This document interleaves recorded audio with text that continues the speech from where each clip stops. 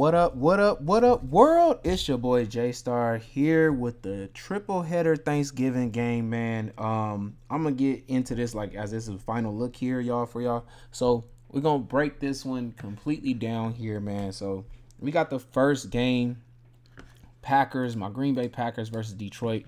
I'm expecting a struggle here a little bit for Love, being that he won't have any run game, even though the Lions were pretty good against the run anyway. So wasn't going to be much anyways. I wonder are they going to add Patrick Taylor on here because he did get picked up again. And he knows the system already, so could be like a $4,000 back if they end up adding him on there. It could be something to take, here if all these running backs end up being out. I don't see why they wouldn't add him, but I don't like I said, the Detroit Lions are really good against the run, so I don't expect much there. When it comes to Love, man, I'm looking at definitely Reed. I'm expecting him to be able to go. It's a short week. I don't most receivers don't practice. They don't usually practice for sure, like completely through the whole week on a Thursday night games or Thursday games.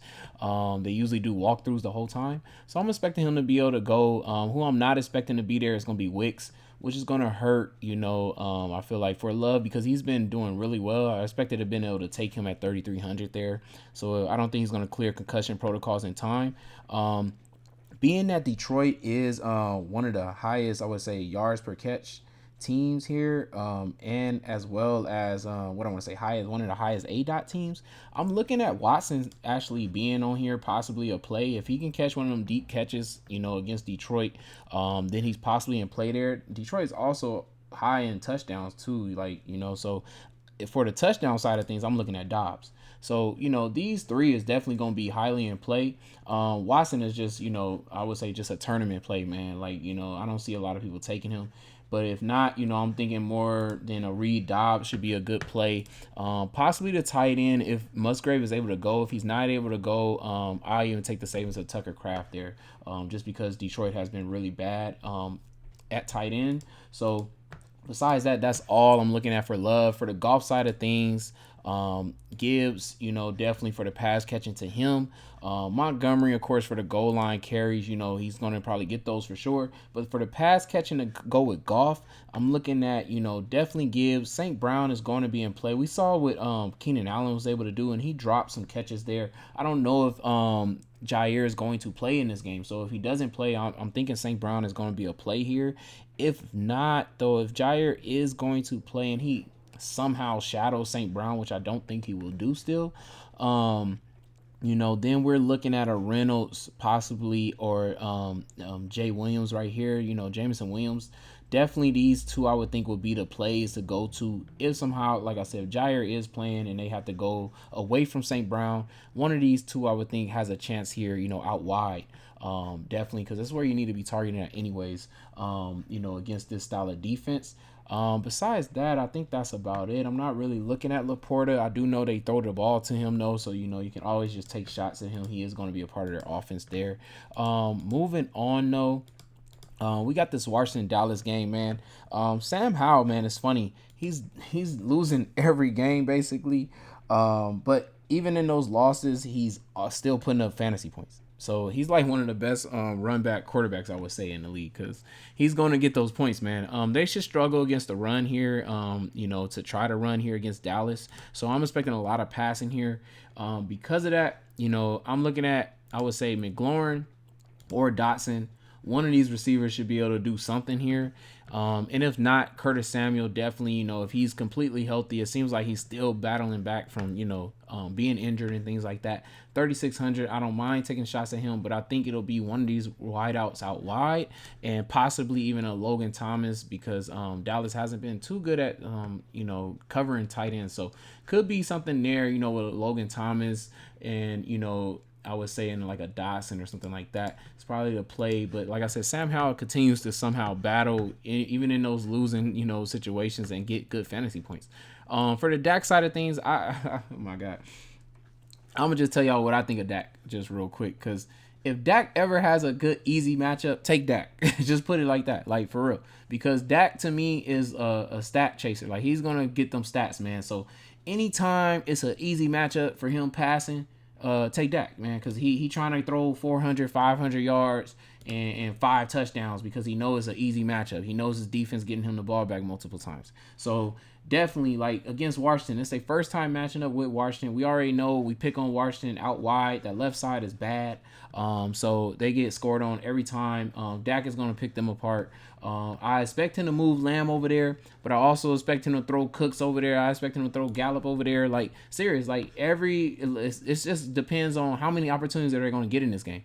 Like, is the Dallas Cowboys going to have 4 possessions in 1 quarter? Because possibly we could already have Lamb already hit by then, and Cooks are cooking up his hit too as well. And then later in the game we got Gallup scoring too as well. So I think all of these players are in play because Dak is trying to have one of the best games on Thanksgiving, man, because it's an easy matchup for one of the first times. Washington has been a defense that's been, a pretty tough defense when they had that whole defensive line and, at least had a cornerback at least back there. But right now they're not that team. So I'm expecting Dak. Ferguson could even be in play. But if I wanted to narrow this down just a little bit, maybe I would take out Gallup and possibly take out Ferguson, because out wide is kind of where you want to attack these, where people have been just attacking Washington. So I would say these two should definitely be able to hit if I'm just keeping it really simple and small here. So definitely them. And of course their defense is going to be in play, man. I mean, what's his name is one of the most sacked quarterbacks still. So, Sam Howell. So in this last game here, we got Purdy, man, coming off of one of his best games. I could have swore I told y'all he was gonna have that type of game. Like, I literally said I just felt that I didn't think Tampa was gonna be competing as well as they did, but they really did. I thought more like the defense was gonna get the ball back to Purdy too many times, and against Tampa's defense, who allows you to air it out a lot, I expected Purdy to get a lot of touchdowns in that game, and he went off just like I thought he would. Had his perfect game, throwing and everything. But McCaffrey is definitely gonna be a huge play here. Seattle we already know is vulnerable to giving up pass catching backs, and this is one of the best ones here. Besides that, it's very hard to attack out wide, which usually we would go there against this type of style of defense. But with it being harder, I don't expect Ayuk to be able to do as well because there's 2 good cornerbacks out there sticking him. Debo is possibly in play if he goes more into the middle of the field, but the best play to me will probably be Kittle. So, McCaffrey Kittle stack with Purdy sounds like the way to go. And like I said, if you want to change it up, you can go with Debo instead or something like that with McCaffrey and Purdy or something. It's looking like on this other side here, I think Geno's going to play.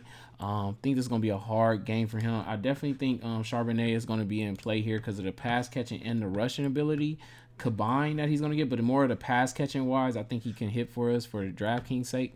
But at receiver, they need to kind of, I guess I would say, attack. JSN should be in play here, and then also Metcalf's side is actually the side to go to. So it's possibly, if they can get time in the pocket and Geno's arm is okay, because I believe it is his shoulder, right? Or elbow. So yeah, if that, is able to hold up in this game, man, with that line coming to attack him every time, it's going to be crazy. But if he can hold up, long enough, then yeah, Metcalf, he could find him deep down the sideline over there, because we do know San Francisco has given up fantasy points to receivers. So it is there, but like I said, if not, he has to dump it off a lot. JSN could be in play, and a Charbonnet seems like the best options as a run back there.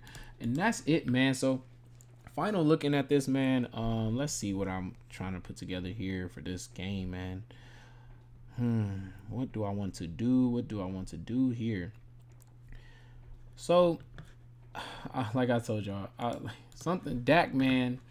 It's a stat chaser. I gotta go with Dak, y'all. Like, that's for sure. Like, I mean, come on now. Every time he has one of these easy matchups, you already know what he's looking at. So, for my running backs, though, I'm definitely going to put in Gibbs, man. Just been going off. He didn't have this type of volume the first time they played the Packers. It was still leaning on that Montgomery heavy volume. But right now, it is the Gibbs show. And I'm expecting him to be able to go off against the Packers for sure. Especially if they're able to if they start off with Montgomery too. And the Packers are, kind of stopping Montgomery. And that change of pace comes in with Gibbs. I feel like he's going to break away and be gone, man, with that type of line and everything. And also the pass catching option too. Besides that, I'm looking at taking a savings here and going with Charbonnet.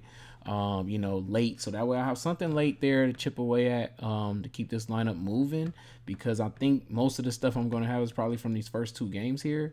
And I think my next play is going to be, of course, CD Lamb to go with Dak.